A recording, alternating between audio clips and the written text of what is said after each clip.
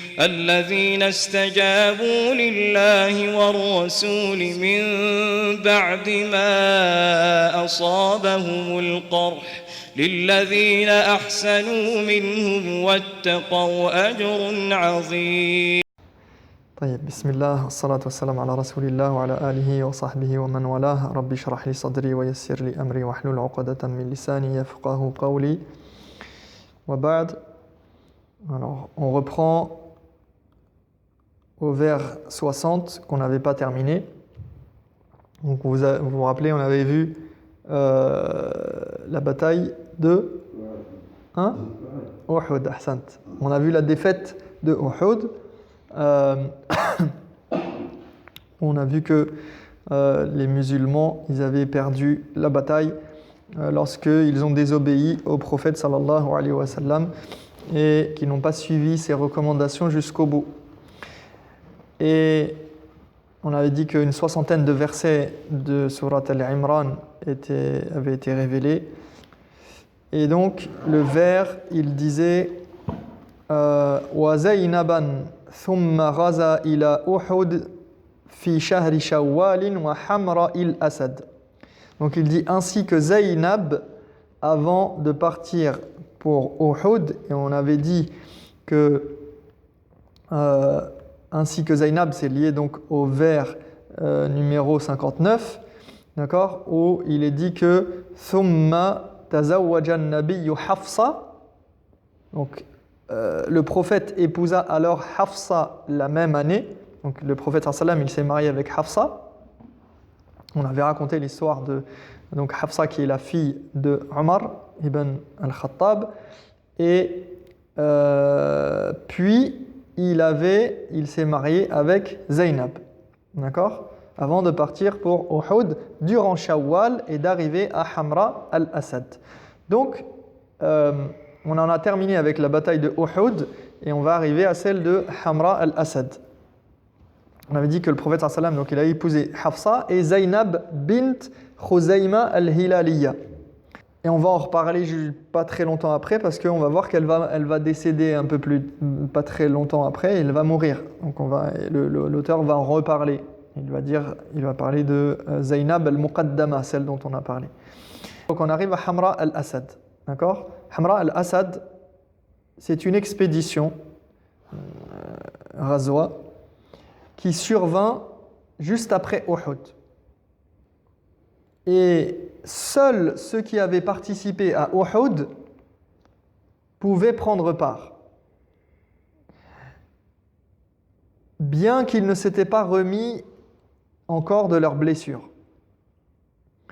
Donc le prophète sallallahu alayhi wa sallam, il a demandé lors de cette expédition que ne partent pour cette expédition que ceux qui avaient participé à Uhud, à l'exception d'une personne qui s'appelle Jabir ibn Abdillah, un des compagnons, dont le père était mort à Uhud et qui avait dû rester à Médine pour s'occuper de sa famille sur l'ordre de son père. Donc son père, il lui a dit de rester à Médine pour s'occuper des filles et pour s'occuper de la famille.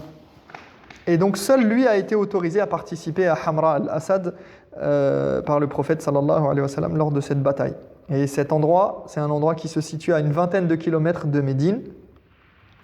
وهذه كانت حمراء الأسد يعني هذه كانت بعد غزوة أحد مباشرة والمسلمون في مصابهم وفي جراحهم حيث ندب رسول الله صلى الله عليه وسلم إلى النهوض في طلب العدو إرهابا لهم وأمر ألا يخرج معه إلا من حضر أحدا فلم يخرج إلا من شهد أحدا سوى جابر ابن عبد الله فإن أباه كان قد استخلفه على أهله وبناته في المدينة فقتل أبوه يوم أحد فاستأذن رسول الله صلى الله عليه وسلم في الخروج إلى حمراء الأسد فأذن له فنهض المسلمون كما أمرهم رسول الله صلى الله عليه وسلم وهم مثقلون بالجراح حتى بلغوا حمراء الأسد وهي مكان يبعد عن المدينة نحو 20 كيلومترا من ناحية الجنوب وفي ذلك نزل قول الله تعالى الذين استجابوا لله والرسول من بعد ما أصابهم القرح للذين أحسنوا منهم واتقوا أجر عظيم في سورة Al-Imran.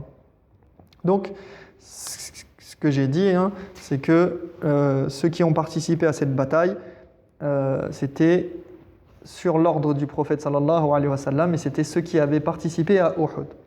Et cette razwa est arrivée sur une décision du prophète sallallahu alayhi wa sallam, car après la défaite de Uhud, une fois de retour à Médine, les musulmans étaient en état d'alerte, surveillant les chemins et les entrées de la ville. Donc ils reviennent, ils ont perdu, ils reviennent à Médine, comme salam wa rahmatullah. Ils reviennent à Médine, ils rentrent à Médine. Et le prophète sallallahu alayhi wa sallam, il craignait que les Quraysh n'attaquent une nouvelle fois. كان يخاف أن يهاجموا القريش أن يهاجم القريش مرة ثانية إلى المدينة يعني. Donc craignant que les Quraysh n'attaquent une nouvelle fois parce qu'ils n'avaient pas tiré profit de leur victoire à Uhud, et qu'ils les attaquent cette fois directement à Médine, eh bien, le prophète sallallahu alayhi wa sallam préféra lancer une offensive en partant à la poursuite de leur armée. Et c'était au début du mois de Shawwal de l'an 3. Et d'ailleurs, il n'avait pas tout à fait tort, puisque les Quraysh se sont arrêtés, en fait, quand ils sont partis de Uhud, ils se sont arrêtés à une soixantaine de kilomètres de Médine. Ouais. Et en fait, ils ont débattu entre eux à ce propos pour savoir est-ce que... Il y en a qui ont dit, voilà, on n'a pas tiré profit de... On les a battus, mais qu'est-ce que ça nous a servi à quoi finalement? Ils vont revenir, ils vont se renforcer, etc. Donc, ils ont proposé, ils se sont dit, on va repartir. Mais il y en a qui n'étaient pas d'accord, certains ils ont dit non, on rentre à la Mecque, etc. Et Abu Sufyan, il a croisé des cavaliers qui est retourné vers Médine. Et il leur a demandé de transmettre un message au prophète sallallahu alayhi wa sallam. Il a dit, vous dites au prophète, et ils leur ont promis des choses lorsqu'ils reviendraient à la Mecque. C'était d'une autre tribu, mais ils leur ont promis quelque chose en échange, quoi, de faire ce travail-là. Et il a dit, vous dites au prophète sallallahu alayhi wa sallam que les Quraysh se sont réunis pour l'attaquer de manière à les exterminer tous jusqu'au dernier. Donc ils les ont menacés, salam alaikum, ils ont menacé de les exterminer. Et ils ont fait savoir cela au prophète sallallahu alayhi wa sallam directement. Et Allah dit d'ailleurs, alladhina qala lahumun nasu inna an-nasa qad jama'u lakum fakhshawhum fazadahum imana wa qalu hasbunallahi wa ni'mal wakil. فانقلبوا بنعمة من الله وفضل لم يمسسهم سوء واتبعوا رضوان الله والله ذو فضل عظيم. Donc il dit, Allah subhanahu wa ta'ala dit à ce propos, ce sont ceux-là qui, lorsqu'on est venu leur dire vos adversaires réunissent leurs forces pour vous attaquer, soyez vigilants. Ce sont ceux-là donc qui, lorsqu'on est venu leur dire cela, ils ont vu leur foi se décupler et se sont écriés « Dieu seul nous suffit, n'est-il pas le meilleur des protecteurs ?» Hasbunallah wa ni'mal wakil. Donc ils ont dit cette parole lorsqu'on est venu leur dire « Attention, les Quraysh se sont réunis et ils vont vous attaquer de nouveau. » Il dit « Et comblés des bienfaits du Seigneur et de sa grâce, ils revinrent chez eux sans avoir éprouvé le moindre mal. Ils ne cherchaient en fait que l'agrément du Seigneur dont la grâce n'a point de limite. » Et à l'occasion de cette bataille, Allah va révéler également الذين استجابوا لله والرسول من بعد ما أصابهم القرح للذين أحسنوا منهم واتقوا أجر عظيم. Donc ceux qui ont répondu à l'appel de Dieu et du prophète malgré les blessures qu'ils avaient reçues, à ceux d'entre eux dont la conduite a été exemplaire et dont la foi a été inébranlable, est réservée une magnifique récompense. Et ici, الذين استجابوا لله وللرسول من بعد ما أصابهم القرح يعني في أحد. hein, juste après Uhud, donc Allah il dit ceux qui ont répondu à l'appel de Dieu parce qu'on leur a demandé malgré leurs blessures, malgré qu'ils venaient juste de terminer Uhud et d'avoir été vaincus à Uhud et d'avoir subi cette défaite, eh bien il fallait repartir tout de suite.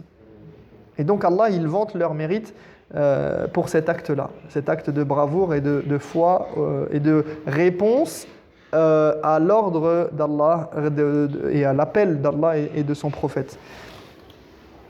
Donc ça c'était pour le vers 60. Et c'était l'expédition de Hamra al-Asad. 61. فَالْخَمْرُ حُرِّمَتْ يَقِينًا فَاسْمَعًا هَذَا وَفِيهَا وُلِدَ السِّبْطُ الْحَسَنُ. Il nous dit, l'alcool fut interdit sans équivoque, tiens-le-toi pour dit, et cette année-là naquit Hassan, le petit-fils béni. Alors ici, il parle de l'interdiction de l'alcool dans la foulée de la défaite de Uhud. L'alcool a été interdit la 3e année selon l'avis majoritaire. Mais certains ont dit que c'était en fait après la bataille des Banu Nadir, dont on va parler juste après, la 4e année. Donc il y a une divergence. Est-ce que c'était après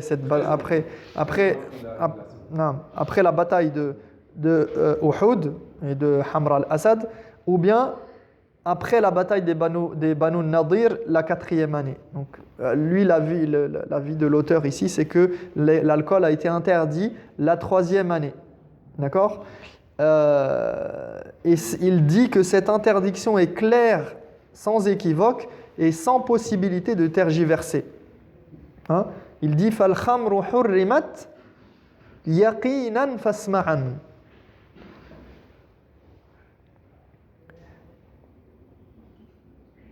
يعني أي في السنة الثالثة من الهجرة في المشهور عند كثير من أهل العلم وقيل إنها حرمت في السنة الرابعة عقب غزوة بني النضير يقينا أي تحريما أي تحريمها أمر متيقن لا شك فيه ولا ريب. فاسمعا يعني سماع قبول وإذعان.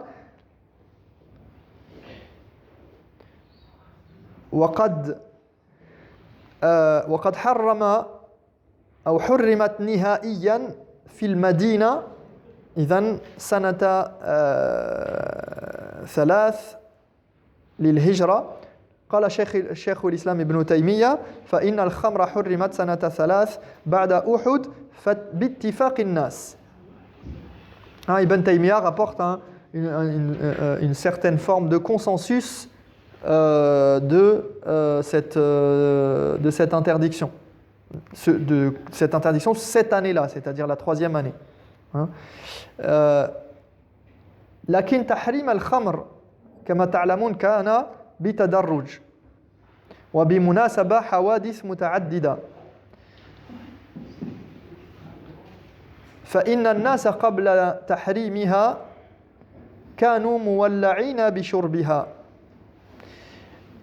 فأول ما نزل صريحا في التنفير منها وتحريمها قول الله تعالى يسألونك عن الخمر والميسر قل فيهما إثم كبير ومنافع للناس. Donc vous savez que l'alcool, donc là il dit l'alcool a été interdit de manière certaine, sans équivoque. Et on sait que cette interdiction s'est faite progressivement, par tadarruj, par étapes. Et en fonction de certaines situations et de certaines circonstances. Parce que les gens, ils avaient l'habitude de boire l'alcool. Et cette interdiction, elle a commencé par le verset qui dit, et après on va faire l'adhan, Inch'Allah, il t'interroge sur le vin et le jeu de hasard. Donc déjà le vin et le jeu de hasard, ils ont été mis en parallèle. D'accord ? Et réponds-leur, Allah dit réponds-leur, dans l'un comme dans l'autre, il y a un grave péché et quelques avantages pour les hommes, mais le péché l'emporte largement sur les avantages qu'on peut en tirer. Hein ? Quand même, il y a des gens qui arrivent encore malgré tout, malgré même rien que ce verset-là, si on s'arrêtait à ce verset-là, on pourrait conclure que c'est interdit directement. Pourquoi ? Puisque Allah il dit fihima ithmun kabir. D'accord? Il y a un énorme préjudice et un grand péché que de s'adonner à ça. Donc on sait bien qu'un péché c'est interdit religieusement. Hein, le principe même du péché c'est que c'est quelque chose qui est mauvais et qui est interdit. Donc le simple fait d'avoir appelé l'alcool ithm, d'avoir décrit l'alcool comme étant un péché, ça suffirait normalement pour l'interdire de manière absolue et claire. Juste avant la salade, donc je vais terminer avec cette histoire d'interdiction de l'alcool. فلما نزلت هذه الآية تركها بعض الناس وقالوا لا حاجة لنا فيما فيه إثم كبير ولم يتركها بعضهم وقالوا نأخذ منفعتنا أو منفعتها ونترك إثمها فنزلت هذه الآية يا أيها الذين آمنوا لا تقربوا الصلاة وأنتم سكارى حتى تعلموا ما تقولون. Donc lorsque le premier verset qu'on vient de citer, il a été révélé, eh bien certaines personnes ont dit, puisqu'il y a un péché dedans, mais il y a quand même une manfa'a, il y a quand même un intérêt, hein, eh bien on va délaisser le péché, mais on va utiliser la manfa'a, on va essayer de profiter de l'intérêt, du bénéfice qu'il peut y avoir pour nous dans l'alcool. Et donc, Allah subhanahu wa ta'ala, il a fait révéler, ô vous qui croyez, ne faites pas la salat lorsque vous êtes ivre, attendez que vous ayez retrouvé votre lucidité. N'allez pas prier alors que vous avez bu, vous êtes adonné à l'alcool, etc. Donc, ne vous approchez même pas de la prière. La taqrabu salat wa antum sukara. Attendez que vous ayez retrouvé la lucidité. Et donc ici, certains vont délaisser cet acte, mais d'autres vont continuer entre les heures de prière. Hatta nazalat ya ayyuhalladhina amanu innamal khamru wal maisiru wal ansab wal azlam rijsun min amali ash-shaytani fajtanibuhu la'allakum tuflihun. Wal ansab hiya hijaratun kanu yadhbahuna qarabinaha 'indaha. Et Allah subhanahu wa ta'ala, il a révélé enfin, ô vous qui croyez, les boissons alcoolisées, les jeux de hasard, les pierres dressées. Les pierres dressées, c'était des autels où on vient sacrifier des bêtes pour des fausses divinités. Et les flèches divinatoires ne sont autre chose qu'une souillure diabolique. Ce sont des actes du diable. C'est quelque chose de diabolique. Fuyez-les. Fajtanibu, évitez-les. Évitez ces choses-là. Vous n'en serez que plus heureux. La'allakum tuflihun, et vous aurez le succès et la réussite dans ce bas monde et dans l'au-delà. Donc ici, Allah subhanahu wa ta'ala, il a clairement interdit l'alcool sans aucune hésitation. Et comme il nous dit dans le vers de poésie, yaqinan, sans équivoque. Il n'y a pas d'équivoque que l'alcool a été interdit, et c'est un consensus absolu des savants. Donc quiconque viendrait dire le contraire, il n'a aucune légitimité à le dire, sachant que Allah subhanahu wa ta'ala, il a donné plusieurs descriptions qui sont largement suffisantes et bien plus. وَهَذَا أَبْلَغْ فِي التَّحْرِيمِ مِنْ كَلِمَةِ حَرَامٍ. يعني بعض الناس ينتظرون يعني فقط يريدون أن يقرأوا الخمر حرام. لا ليس هكذا حبيبي. لا. Allah subhanahu wa ta'ala, Allah il n'utilise pas le langage en disant simplement, c'est pas une liste d'interdictions, en disant ça c'est haram, ça c'est haram, ça c'est haram. C'est pas comme ça le livre d'Allah subhanahu wa ta'ala. Wa naktafi bihada inshallah wa nurji'u yani baqi al-kalam ila الحصة والدرس المقبل إن شاء الله. نسأل الله تبارك وتعالى أن يهدينا لما يحب ويرضى. سبحانك اللهم وبحمدك أشهد أن لا إله إلا أنت أستغفرك وأتوب إليك. بارك الله فيكم.